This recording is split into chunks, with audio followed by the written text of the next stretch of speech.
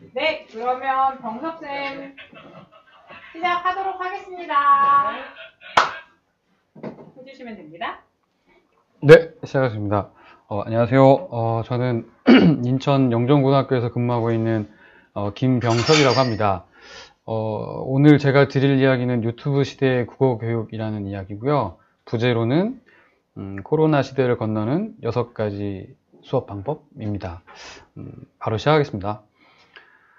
유튜브 시대를 어떻게 정의하느냐가 일단 제일 좀 이야기의 시작으로 좋을 것 같은데요. 저는 유튜브 시대는 누구나 주인공이를 바라고 누구나 주인공이 될 수 있는 시대라고 생각합니다. 그 가장 가까운 예는 지금 이 상황이죠. 제가 이 화면의 주인공이 됐으니까요.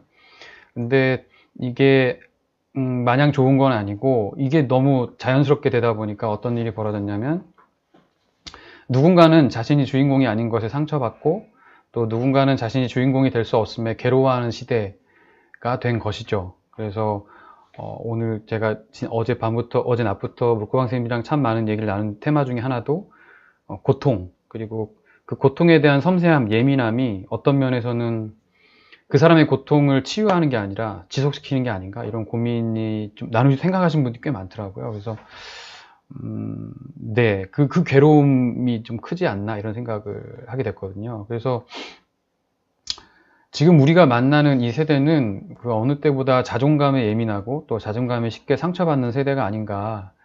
그래서 더 고민이 되는 거죠. 우리는 원래도 10명 중 7명 이상의 학생이 참여한 수업을 만드는 게 우리의 임무였고, 그 와중에 1년, 2년 좀 멋있게 하고 하얗게 불태워서 난 더 이상 못해 이런 것보다는 꾸준히 지속적으로, 왜냐면 우린 공교육 교사니까요. 우리는 뭐 한탕 제대로 해서 뭐 어떻게 해보자 이게 아니고 꾸준히 아이들을 만나겠다고 모인 사람들이니까 지치지 않게 계속 유지하는 것도 전 굉장히 중요한 가치라고 생각하거든요. 거기다 결과가 공정한 수업도 중요하고.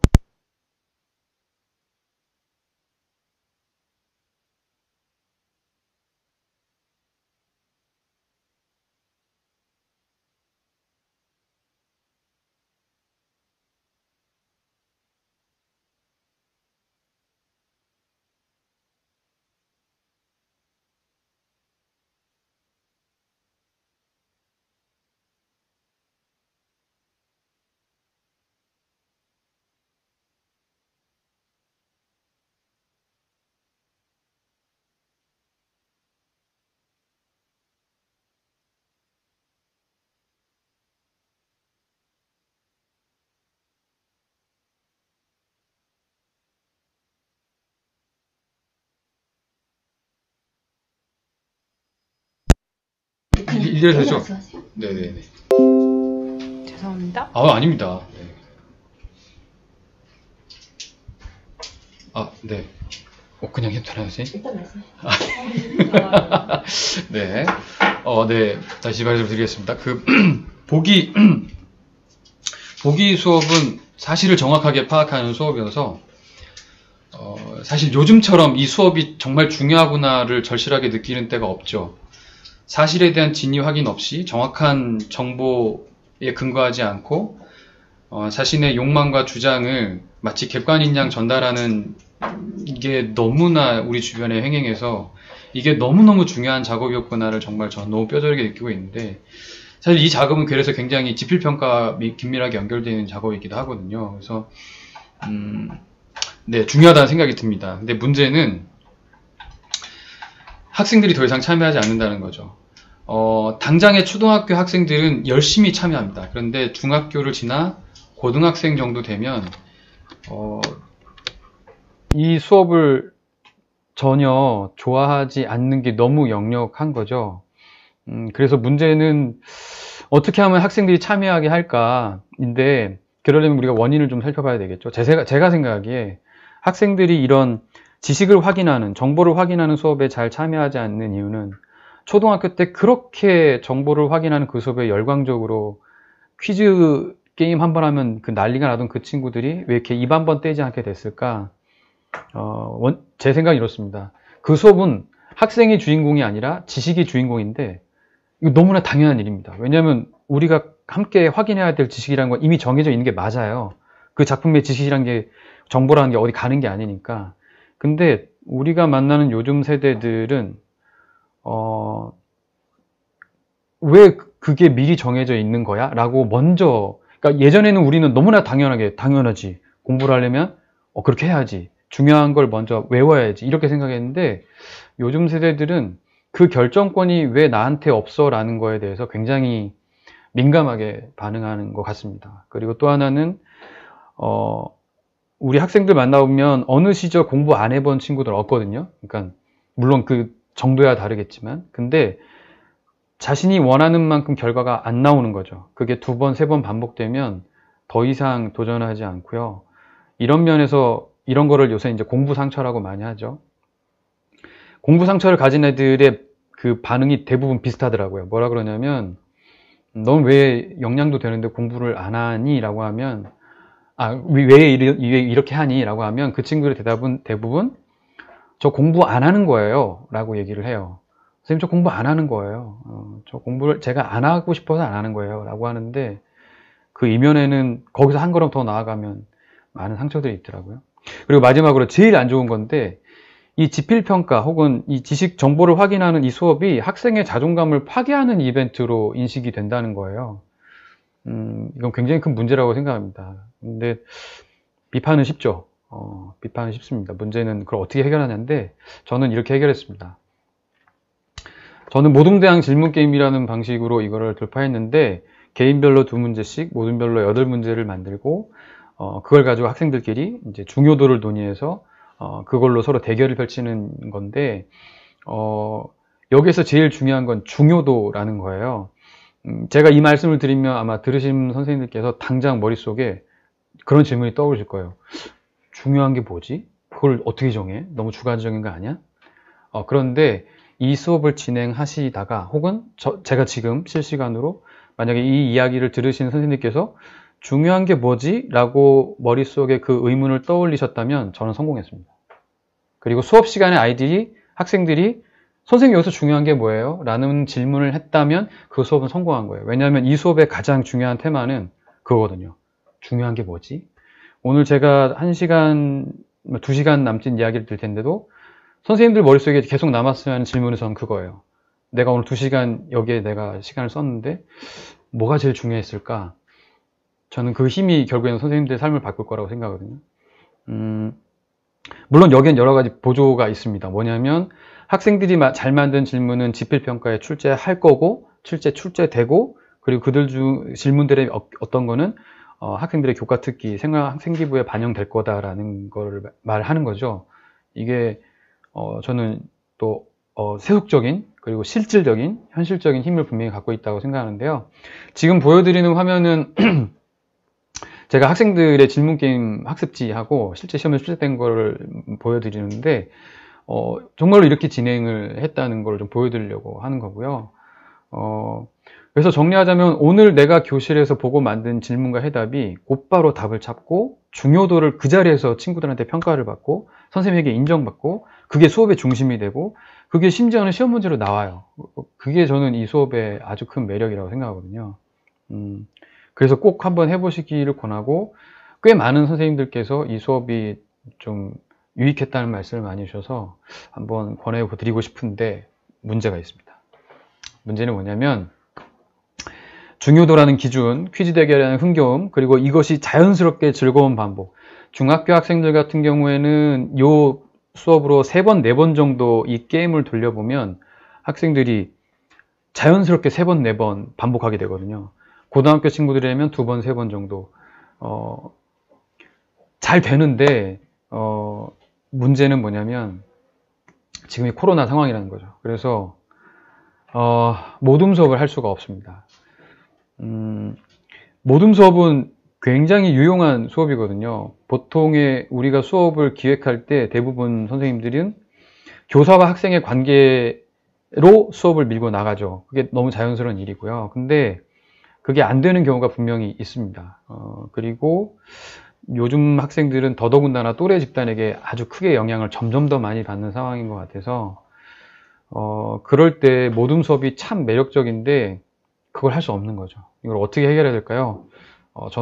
저와 동료 선생님들은 이렇게 해결을 해봤습니다. 지금 보시는 화면은 그 학생들한테 온클로 질문을 받은 건데요. 저희는 기본 세팅이 이제 메인 플랫폼은 온클이었고, 여기에 이제 저희가 녹화한 강의를 올리고, 그다음에 간단 학습지를 제공하고, 그다음에 퀴즈를 간단히 냈고요. 퀴즈가 끝난 다음에 학생들에게 질문을 받았어요. 근데 몇 가지 조건이 있었는데, 모든 학생이 다 질문과 답을 만들어서 보내야 되고, 답을 모르면 질문만 해도 되고, 질문도 없으면 질문이 없습니다 라고 써야 된다고 학생들한테 얘기를 하고, 처음에는 아주 강력하게 이거 안 하면 출결 인정 안 해줄 거야 라는 말까지 막 해가면서 아주 이렇게 막 하라고 그렇게 진행을 했죠. 그랬더니 이런 질문도 나왔어요. 선생님, 수능에서 순의 뜻이 뭘까요? 인터넷에 안 나와요. 예, 말도 안 되죠. 당연히 나오죠. 나오는데 그냥 한 거예요. 근데 제가 이 상황이 되니까 좋았던 건 뭐냐면, 얘들아 들어봐, 이거 중요한 거야, 이건 이런 의미야. 자, 이렇게 한 게 아니라 학생한테 질문이 나와서 제가 그 질문에 답을 하는 걸로 된 거죠. 그게 저는 되게 매력적이더라고요. 정말 하고 싶었던 얘기는 뭐냐면, 학생들한테 질문을 하겠더니 질문이 정말 많이 나오는 거예요. 대략 제가 받은 질문이 개수로 따지면 대략 200개 정도 됐거든요. 저희 학교 학생 수가 384명인데 이게 당연한 건가요? 근데 전 전혀 당연하지 않았어요. 저는 제가 교사로 17년을 살았는데 문법 수업을 하면서 한 학년에서 저한테 문법에 대한 질문이 200개 쏟아진 적은 단 한 번도 없어요. 그리고 나중에 이제 대면수업으로 풀리고 그 격주로 나왔을 때 학생들한테 질문 있는 사람 질문해 주세요라고 했을 때 교실에서 저한테 질문한 사람은 단 한 명도 없었어요.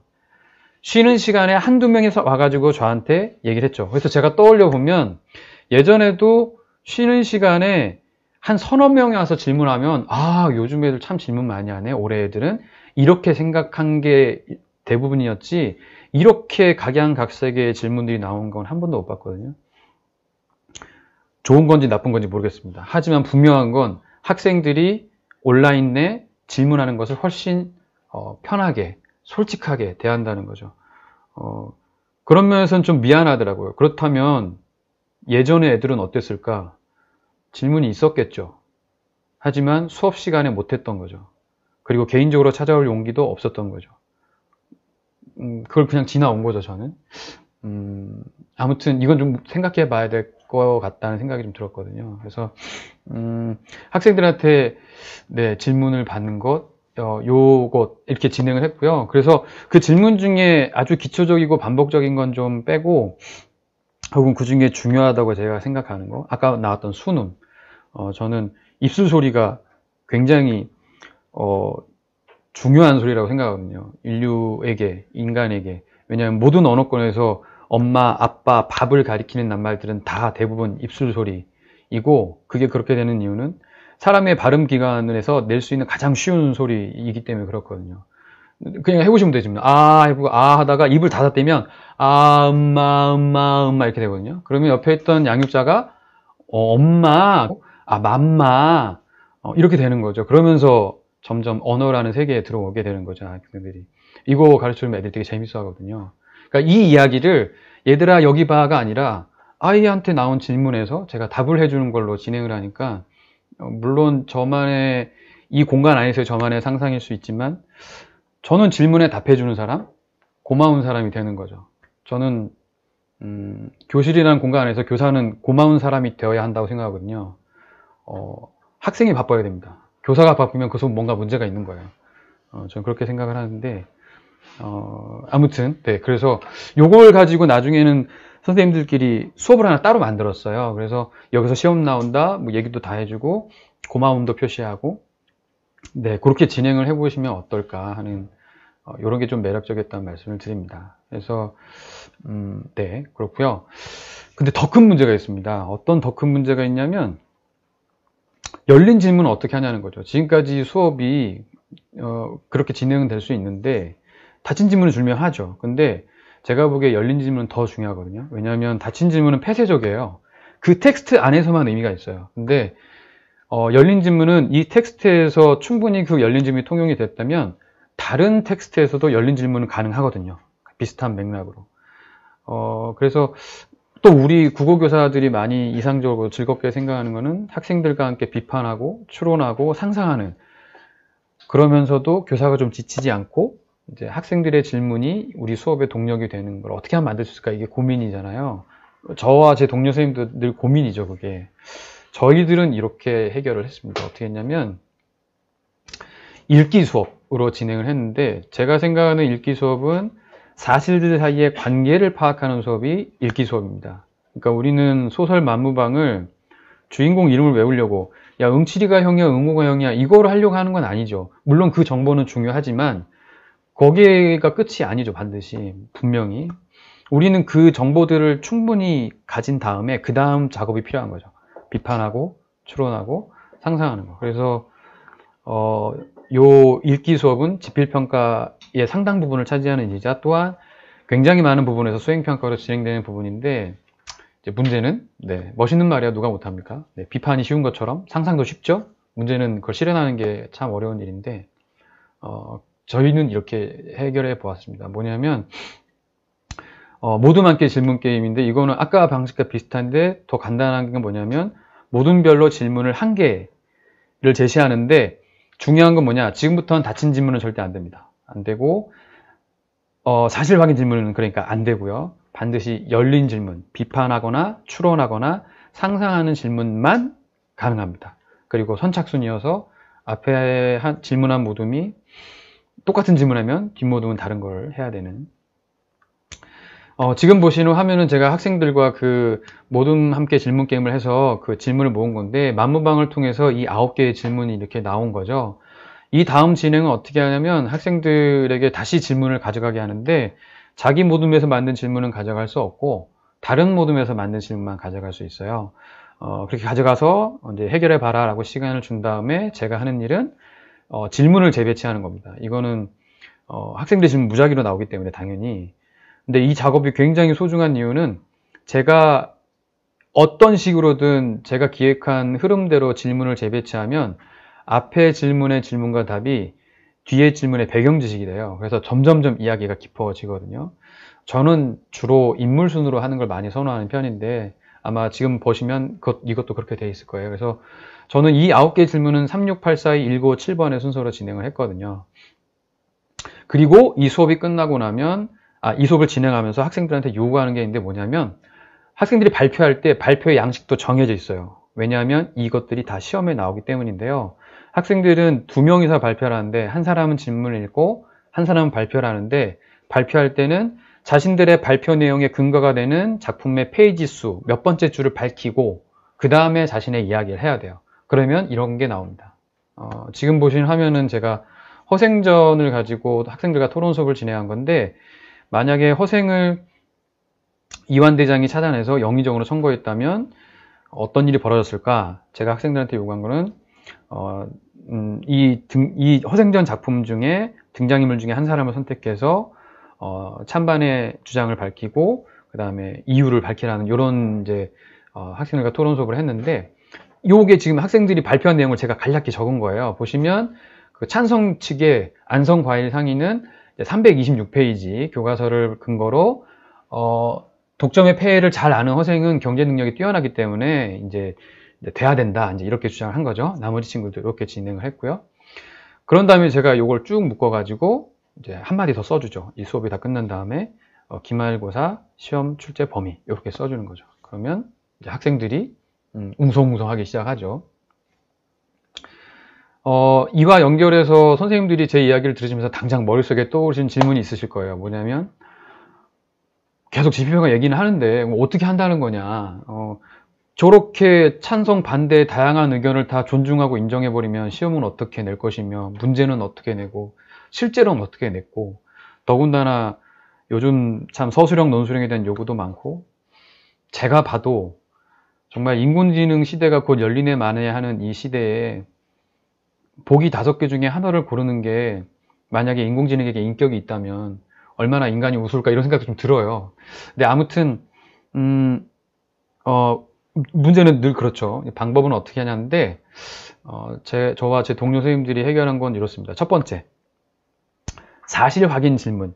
사실 확인, 요거는 그냥 사실 확인 문제로 됩니다. 이건 뭐 많은 선생님들이 익숙하시겠죠. 가를 통해 확인할 수 있는 사실은, 마에 대한 설명을 가장 적절한 것은, 요건 아주 익숙한 거니까. 두 번째, 비판, 추론, 상상의 질문으로 논리적인 추론을 했을 경우에 이게 수업 시간에 학생들과 선생님 사이에 탄탄하게 서로가 합의되고 인정된 것이라면 가볍게 낼 수 있죠. 이것도 우리가 아주 익숙한 거죠. 가에 대한 비판으로 적절한 것은 말을 통해 추론할 수 있는 것을 적절하지 않은 것은. 이거 여기까지는 별 문제가 없습니다. 문제는 이 다음부터입니다. 뭐냐면 정답을 선언하기 어려운 토론은 어떻게 시험 문제로 낼 거냐. 두 번째는 해설서와 다르지만 수업 중에 우리끼리 합의한 굉장히 멋진 해석이 있어요.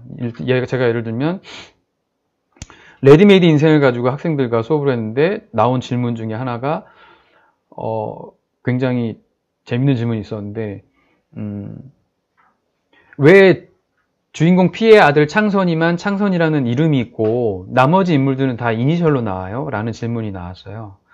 너무너무 멋진 질문인데 저는 단 한 번도 생각하지 못한 질문이었거든요.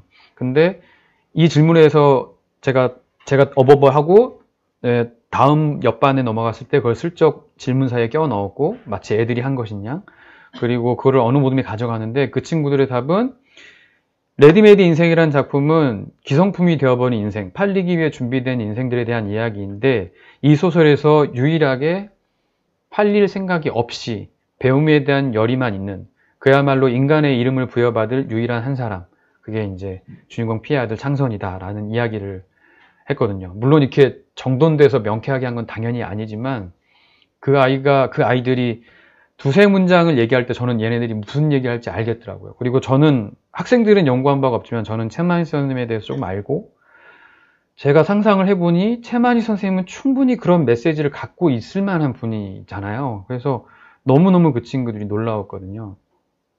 칭찬했고 그래서 다음 반에 가서는 제가 일부러라도 그 얘기를 했고 근데 이거 어느 해설서, 어느 참고서, 어느 자습서에도 이런 얘기는 없어요. 근데 이 훌륭한 얘기가 단지 자습서에 없다고 해서 묻혀지는 거를 안타까울 수 있죠. 네.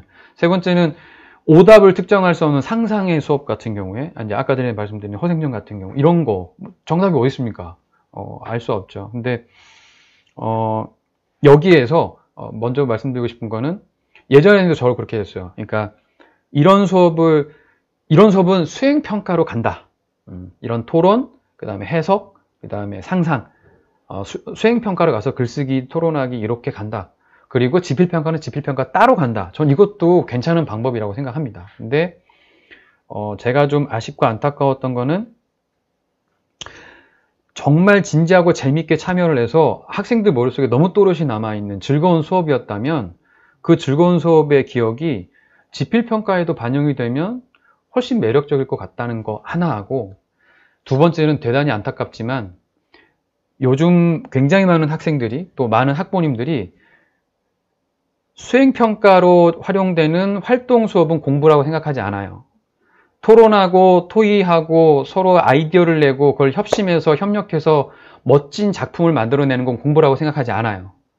앉아서 책을 보고 밑줄 치고 5개 중에 고르는 그 고된 작업은 공부라고 생각해요.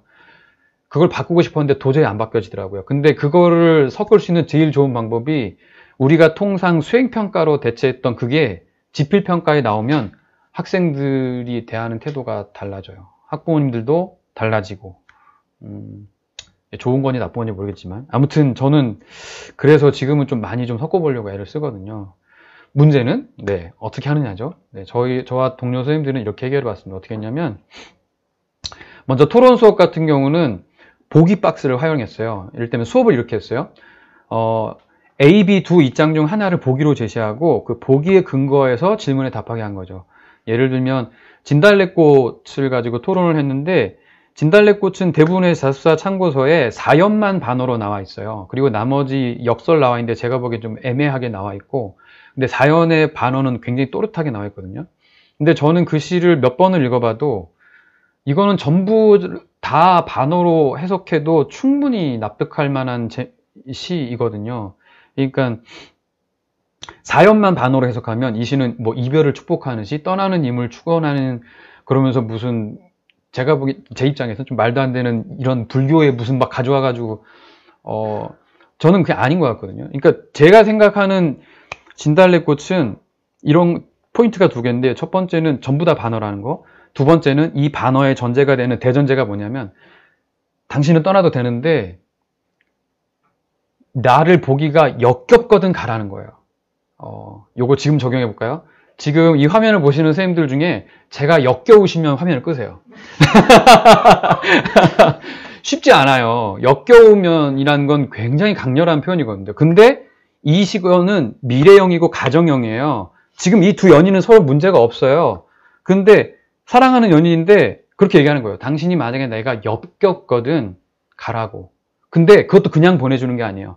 내가 역겹거든 그때 가는데 갈 때도 내가 뿌리는 이 진달래꽃, 내 사랑의 증표, 우리의 추억의 증표. 그러니까 지금으로 치면 내가 헤어져 그랬을 때 그래? 그래 헤어져. 그러면 그동안 우리 찍었던 사진들 앨범 만든 거 다 이거 뿌려놓을 테니까 이거 다 찍고 휴대폰에 있는 이거 다 지우고 그 다음에 그동안 주고받았던 백이며 뭐 반지며 다 찢고 부시고 뭐 그러고 가. 괜찮아. 그냥 해. 가볍게 해. 이게 저는 너무 절절한 반어처럼 들리거든요. 상상하고 싶지 않은 거라고 저는 보는데 그러니까 그렇게라도 충분히 해석할 수 있고 여기에 많은 선생님들이 이제 반론도 충분히 가능하지만 이거는 이어령 선생님의 논문에도 나와 있어요. 그래서 아무튼 그렇다는 거.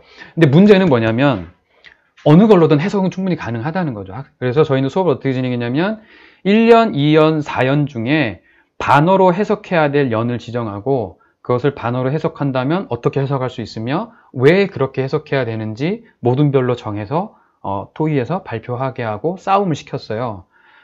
당연히 애들한테 질문이 나온 거죠. 선생님 이거 시험에 나오나요? 당연히 나오죠. 어떻게 시험에 나오나요? 여러분이 논쟁하고 있는 A 혹은 B 입장 중에 한 입장을 보기로 제시할 거예요. 전부를 반어로 해석하는 것이든 4연만 반어로 해석하는 것이든 그 입장이 나오겠죠.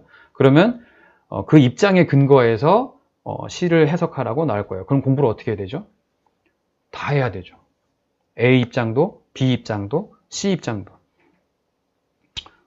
학생들이 그걸 좀 되게 뜨겁게 했는데 그런 거죠. 그리고 실제 시험에서는 저는 이제 반어, 아이러니에 대한 어원을 이제 그리스 신화에 나오는 이런저런 얘기가 있는 짤막한 글을 가져와서 보기에 근거해서 시를 전문을 해석할 경우에 적절하지 않은 것은 뭐 이런 식으로 냈거든요. 아무 문제 없었습니다. 학생들도 뭐 그 문제에 대해서 반론을 제기할 게 없고 왜냐하면 이미 다 예고했던 거니까. 다만 어떤 입장이 나올지는 몰랐던 거죠. 그래서 이렇게 해결하시면 저는 꽤 괜찮다는 생각이 들고요. 그리고 다음은 특정한 해석 같은 경우도 전 요것도 보기를 활용하면 되는데 요걸 하시기 위해서는 사전 작업이 필요한데 뭐냐면 학생들한테 처음 만나는 날 요건 공지를 해야 될 필요가 있어요. 뭐냐면 여러분이 수업 내용에 대해서 교사의 발언에 대해서 반론하는 건 너무 훌륭한 일이고 너무 진짜 멋진 일이고 적극적으로 정말 바라는 일인데 단 시험 전까지만 가능하고 시험이 끝난 이후의 반론은 인정하지 않겠다. 물론 시험이 끝난 이후에라도 교사가 수업 시간에 가르친 내용이 논리적인 정합성이 전혀 없고 이건 정말 말도 안 되는 내용을 가르쳐서 수정이 반드시 필요하다는 게 모든 사람의 동의가 될 정도의 그런 심각한 오류라면 당연히 바꿔야죠. 사과하고 뭐 재시험을 보든 뭐든 해야죠. 하지만 그런 정도가 아니라면 받아들이지 않겠다. 그러하니 시험 전에 반론을 꼭 해다오. 요 약속을 하고 가지 않으면 괴로운 일이 생길 수도 있습니다. 저는 이 사례를 주변의 영어 선생님들이 굉장히 많이 고초를 겪는 걸 보면서 좀 저희끼리 이제 고민하면서 만든 게 그런 거였거든요. 근데 그 전제가 있으면 꽤 저는 이게 부드럽게 진행이 된다는 그런 말씀이고요.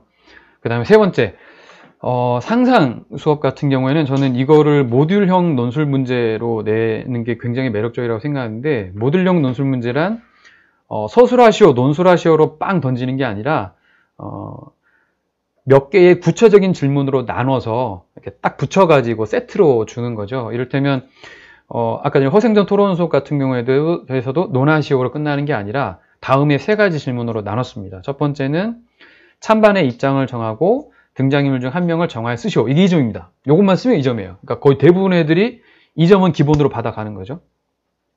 두 번째, 자신의 주장이 근거가 될 문장을 찾아 정확히 옮겨 적으시오. 이거를 저희가 이제 본문을 문제지에 실어 놓잖아요. 거기서 정확히 옮겨 적기만 하면 4점입니다. 그리고 그 중에 일부만 쓰면은 3점이고, 나머지 얼토당토하는 게 사실 없어요. 옮겨 적기만 하면 무조건 점수를 받는 거예요. 그 다음 세 번째, 옮겨 적은 문장을 근거로 자신의 논리를 정확히 서술하시오인데, 이 질문에는 사실 3개 정도의 작은 질문이 들어가 있는 셈이에요. 첫 번째는 자기가 방금 전에 인용한 것을 해설을 해야 돼요. 그게 도대체 무슨 의미인지, 이 작품 안에서. 그리고 두 번째는 그걸 근거로 논리를 밝혀야 되고, 마지막으로 이제 찬반에 대해서 명확히 입장을 밝히면 되는 거죠. 전 이 방식이 논하시오, 서술하시오라고 딱 던졌을 때에도 그것도 굉장히 훌륭한 문제거든요. 논술은 학생들이 스스로 증거를 모아서 논리적으로 배치해서 그거를 상대방에게 표현을 하는데 이걸 하나의 글꼴이 되게 하는 것까지 굉장히 고도의 어떤 능력을 요구하는 정말 멋진 질문이라고 생각하는데, 이게 현실적으로 우리 학교에서 적용하기 어려운 이유는 너무 힘들어요. 교사가 채점하기가. 너무 힘들어요. 그 스타일까지도 학생들에게 맡겨버리면 결론을 앞에서 낸 사람, 끝에서 낸 사람, 중간에 살짝 돼지꼬리 표시해서 찬성반대 표시하는 사람, 이거를 일일이 찾아내기가 너무 괴롭거든요. 근데 이거를 이렇게 좀 모듈형으로 냈더니, 물론 그 정도의 고도의 능력은 측정하기는 어렵지만 저희가 이 수업을 기획하면서 원했던 최소한의 논리, 어떤 최소한의 근거, 최소한의 어떤 학생들의 글쓰기 능력을 보는 데는 괜찮았어요. 그리고 무엇보다도 평가하기가 너무 좋았어요. 1번, 2번, 3번을 저는 3명의 선생님, 2명의 선생님과 함께 3분이서 한 학년에 들어가는데 각자 하나씩 맡아서 저는 3번을 이렇게 진행을 했거든요. 분담하기도 좋고, 그리고 채점도 너무 편했어요. 1번 같은 경우에는 쓰면 2점이고 안 쓰면 그냥 땡땡이에요. 네. 2번도 그렇고, 조금 눈여겨볼 건 3번만 좀 눈여겨봤거든요. 아무튼 1번, 2번을 할 수 있는 것만 해도 저는 굉장히 고마웠어요, 사실. 물론 수업 시간에 한 거긴 하지만 이 친구가 그래도 기억하고 있구나라는 걸 확인할 수는 있어가지고, 아무튼 이렇게 하면 해결이 저는 좀 그나마 좀 수월해서 좀 권해드리고 싶습니다.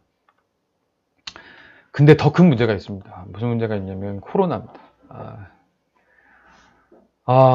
학생들이 토론이나 발표에 거의 참여하지 않아요.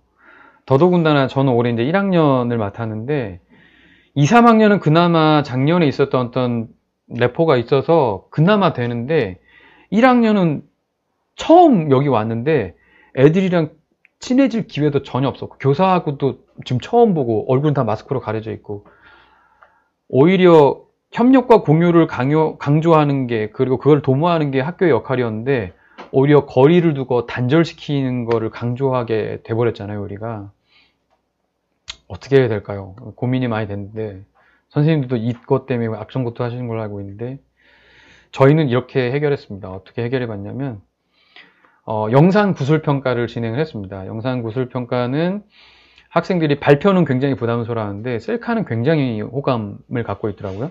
네, 너무 좋아요. 그리고 방역 지침에도 어긋나지 않고, 그리고 수행평가 지침에도 그냥 온라인으로만 평가하는 것은 안 되지만 온라인상의 한 활동을 오프라인에서 교사가 확인하는 거면 괜찮다라고, 제가 보기엔 상당히 좀 우리끼리 얘기지만 애매하게 돼 있습니다. 그래서 근데 저는 이제 요거를 자기 상반신이 노출된 상태에서 어떠한 편집도 없이 이제 촬영해서 전달하라고 얘기를 했고, 제가 아무리 따져봐도 큰 문제는 없을 것 같더라고요. 그리고 실제로도 그렇고, 그래서 이런저런 미션을 주고 학생들한테 그 발표를 2분 내로 교사에게 직접 제출하게 했거든요. 그랬더니 정말 놀라웠던 일은 저희 학교 학생이 384명인데 도착한 영상이 200개 정도 됐어요. 어떤 분은 되게 안타까워 하시더라고요. 아니, 그걸 시켰으면 다 해야지. 근데 이 영상을 보시면 정말 애들이 열심히 했고요. 정말 즐겁게 했어요. 그리고 더욱 놀라웠던 건 학교에서 단 한마디도 하지 않는 애들이 그 화면 속에서 너무 생생하게 즐겁게 자기 이야기를 하고 있더라고요. 이게 좋은 건지 나쁜 건지 모르겠어요. 근데 제가 좀 고민이 되는 건 그럼 그동안에는 어땠던 건가? 물론 앞으로도 대중 앞에서 이야기를 하는 능력은 중요하고 필요할 수 있어요. 근데 우리가 만나는 아이들이 살아갈 시대에 그렇게 많은 대중들 앞에서 이야기를 할 필요가, 혹은 그런 기회가, 상황이 얼마나 될까요? 혹은 3명, 4명, 혹은 1명이 이렇게 매체를 통해서 다른 사람과 소통하는 시간이 훨씬 많아지지 않을까요? 그렇다면 우리가 이 아이들에게 필요한 걸 좀 찾는다면 우리가 이걸 좀 고민해야 될까, 이런 생각도 막 들더라고요. 네, 그래서 아무튼 네, 그렇게 해서 학생들이 가져왔는데, 저희가 요걸로 재밌게 한 수업은 그 미리 쓰는 나의 자서전이라는 수업을 이 영상 수업으로 했는데, 일단 학생들한테 수업 시간에 버킷리스트를 쓰게 했어요. 다 쓰게, 쫙 쓰게 한 다음에 그 다음 질문이 뭐였냐면 50년이 지났다 가정을 하는 거죠. 50년이 지났는데 어머나 세상에, 내가 17살 때 썼던 버킷리스트를 다 이뤘네? 그래서 너무 기분이 좋아서 67살에 내가 나의 자서전을 쓰려고 한다. 여러분이 쓴 버킷리스트 중에 한 5개만 골라서 자기가 어떤 시작과 과정과 결과를 거쳐서 자신의 목표를 이뤘는지를 그야말로 상상해서 써다오. 수행평가고 채점 기준은 얼마나 디테일하게 현실성 있게 쓰느냐. 나를 설득해야 된다. 선생님을 설득해야 된다. 주변 친구들이 오, 이거 진짜 그럴듯한데 라고 얘기가 나올 수 있게 해다오. 도서관에 진로도서 엄청 많으니 자기가 원하는 꿈이 있으면 충분히 응용을 하고, 그리고 너무 진로에만 매달릴 것 같아서 영역을 저희 동료쌤이 나눠서 자기가 원하는 분야를 정하게 했어요. 뭐 직업 당연히 들어갈 거고, 가족도 들어가고, 그 다음에 친구, 취미, 뭐 이런 식으로 분야를 나눴거든요. 그래서 직업으로도 뭐 한 꼭지를 쓰고, 가족으로도, 그러니까 자기는 뭐 결혼을 해서 뭐 아이는 몇 명을 낳을 것이며, 어떤 가사 부동은 어떻게 분담하고, 뭐 이런 얘기도 나올 수 있게 막 그렇게 해봤거든요. 그리고 그거 대본이 이제 수행평가고, 그게 5점, 그 다음에 학생들이 그걸 가지고 구술 영상평가를 만든 게 5점, 이렇게 시점을 진행했는데 굉장히 재밌었습니다. 저희끼리 너무 재밌었고, 아무튼 네, 학생들이 발표를 이런 식으로 진행하면 꽤 재밌었다는 거, 그건 말씀을 드리고요. 그 다음에 두 번째는 학생들을 질문 해설서 만들기 수업을 했는데, 요거는 전 문법 단원을 가지고 했는데, 되도록 문법 단원은 시험 직전에 배치를 했고요. 일부러 이게 네, 좀 그럴 필요가 있는 것 같습니다. 아무튼 그래서 배치하고 학생들한테 이게 끝난 다음에 8문제를 만드는데, OX 두 문제, 단답형 두 문제, 선다형 두 문제, 서술형 두 문제를 만들게 하는데, 문제만 만드는 게 아니라 정답과 출처, 그리고 해설까지 다 적게 하고, 이게 수행평가 10점이었어요. 그러면 학생들 입장에서는 수행평가니까 당연히 열심히 해야 될 필요가 있죠? 근데 이거를 열심히 하다 보면 자연스럽게 지필고사 준비가 되는 거예요.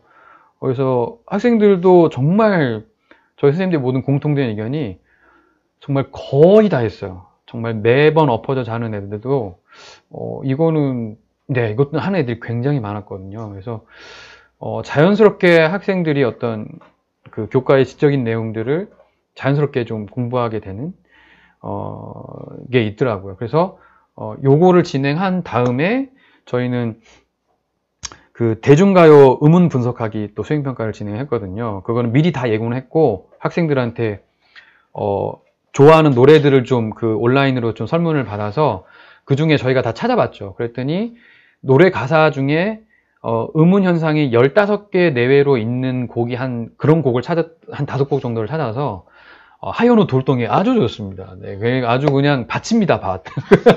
근데 이거 해보시면 웬만한 가수의 가사들이 음운 현상이 잘 없어요. 이게 왜 그럴까 생각해봤더니, 음운 현상이 있다는 건 발음하기가 어렵다는 거잖아요. 그러니까 노래 부르기 이렇게 노래 가창력을 위해서 그런 게 아니었을까 하는 생각도 좀 들더라고요. 근데 아무튼 그런 노래를 찾아서 미리 노래 공명은 안 알려주고 이런 거 할 거야 라고 예고하고, 아까 말씀드린 그 8문제 만들기 해서 애들이 음운 현상을 억지로라도 그 시간에라도 좀 공부하게 한 다음에 그 다음 시간에 그걸 이렇게 진행했더니 학생들이 지난 시간에 스스로 공부하고 이랬던 거를 이렇게 자연스럽게 하게 되더라고요. 다른 건 뭐냐? 8문제 만들기 할 때는 교과서를 봐도 되고 참고서를 봐도 되고 선생님한테 물어보는 거 얼마든지 너무너무 훌륭한 일로 허용하는 일이죠. 그러나 아까 말씀드린 그 음운 각자 개인별로 분석하는 건 아무에게도 도움을 받을 수 없어요. 그렇게 예고를 하니 당연히 자연스럽게 이 8문제를 만들 때 애들이 더 좀 꼼꼼하게 진지하게 이렇게 참여하는 것 같더라고요. 그래서 이렇게 질문의 소설 만들기를 응용하시는 것도 저는 꽤 괜찮지 않을까 하는 생각을 해봅니다. 더 큰 문제가 있습니다. 세상 일이 참 쉽지가 않아가지고, 어떤 문제가 있냐면, 네, 이런 문제가 있습니다. 똑똑하지만 무책임한 발표를 하는 친구들이 있습니다. 그리고 폭력적인 언어를 굉장히 유창하게 말하는 학생들이 있어요. 왜냐하면 그들의 세계 안에서는 그 논리가 아주 논리적이거든요. 예를 들면 제가 예전에 중학교 1학년 학생들하고 진해장터 설화를 가지고 토론을 했을 때 그 중학교 1학년 남학생 하나가 경제성과 효율성을 이야기하면서 소녀를 제물로 바치는 것이 합리적이라고 얘기했거든요. 중학교에서 특히나 남학생 1학년 친구를 가르쳐 보신 분들은 알겠지만 그 정도의 어휘를 사용할 수 있는 학생이면 대단히 뛰어난 학생이거든요. 근데 저는 그 상황에서는 이렇게 맞다고 생각했어요. 그러니까 논리적으로는. 그렇지, 저런 논리도 있을 수 있지. 근데 그 수업이 끝나고 교무실에 들어와서 저는 그 수업이 망했다고 생각했습니다. 왜 망했냐면 그 학생은 자신의 언어가 세상에 정말 실현이 됐을 때 그 언어가 어떤 사람들에게는 너무너무 무시무시한 이야기라는 거를 모르는 거죠. 그러니까 그 친구는 진짜 똑똑한 사람은 아닌 거죠. 옳고 그름을 안다고 해서 똑똑한 건 아닌 것 같아요. 예. 저는 감정, 그리고 이번에 참 저희 물고방 선생님이랑 이렇게 저렇게 만나서 얘기 나누면서 욕망에 대한 얘기를 이제는 자연스럽게 할 때가 아니까 막 이런 얘기도 막 했는데, 아무튼 똑똑한 게 아닌 거죠. 그리고 자연스러운 일이고 그 나이에 그것까지 어떻게 다 하는 게 사실 그게 뭐 자연스러운 일은 아니죠. 그렇다면 문제는 어떻게 하냐는 건데, 그 상황에 제가 이제 막 이 녀석이 이거 말 함부로 하네, 이제 네가 재물이 되면 넌 진짜 그럴 수 있어, 막 이렇게 얘기를 하면 저는 아무리 선의를 갖고 저를 토론자 중에 하나로 생각해 주세요, 뭐 이렇게 얘기하고 시작을 해도 학생들의 입장에서는 어떻게 받아들이냐면 내가 이런 논리적인 오류가 있었구나, 내가 그 부분을 생각 못했구나로 받아들이는 게 아니고 나는 지금 혼나고 있구나로 받아들이는 거죠. 그래서 제가 그런 부분이 좀 조심스러워서 예의를 갖춰서 정중하게 김병섭 학생, 우리 사회적 약자를 생각해 봅시다. 일상적으로는 남성과 여성이 있죠. 우리가 보통 요즘 시대에 여성에 대한 권리에 대한 이야기가 좀 더 많이 나오고 더 적극적으로 나오는 거는 일상적인 상황에서 여성이 더 사회적 약자의 위치에 가깝고 뭐 이런 얘기를 쭉 이렇게 정중하게 하잖아요. 그러면 학생들은 제가 보기엔 어떻게 생각하냐면 선생님이 굉장히 예의 바르고 정중하게 나를 혼내고 있구나, 이렇게 받아들이는 거죠. 제가 아무리 지우려고 해도 그게 잘 안 지워지는 것 같아요. 그래서 제일 좋은 건 학생들끼리 싸우게 하는 건데 그걸 어떻게 하냐는 거죠. 예. 그리고 마지막 세 번째는 말은 많이 하는데 학생들이 자기가 지금 무슨 말을 하는지 몰라요. 예. 그래서 이런 걸 이해하지 못하는 학생들이 있어서 이게 참 고민인데, 저는 이런 것들을 해결하는 여러 가지 방안이 있겠지만 저는 이런 걸 해결하는 좋은 방안 중에 하나는 이 다음 이야기인 쓰기라고 생각을 하는데, 여기서 시간이 생각한 것보다 많이 지났네요.